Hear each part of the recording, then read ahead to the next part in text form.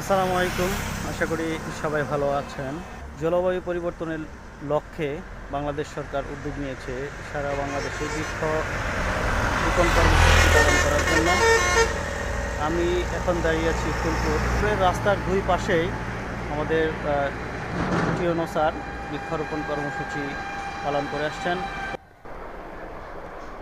এই হচ্ছে গাড়ি ভর্তি গাছ এবং গাছ লাগানোর যে উপকরণ দেখতেই পাচ্ছেন, হচ্ছে বাঁশের তৈরি খুঁটি, যেগুলো দিয়ে গাছ এবং গাছের বেড়াকে শক্তভাবে দাঁড় করিয়ে দেওয়া হবে। এ হচ্ছে বনজ গাছ এবং রাস্তার পাড়ে ঠিক এইভাবে গর্ত করে দেখতে পাচ্ছেন 3টি করে খুঁটি এবং 1টি করে চারা দিয়ে এইভাবে লাগিয়ে দিচ্ছেন।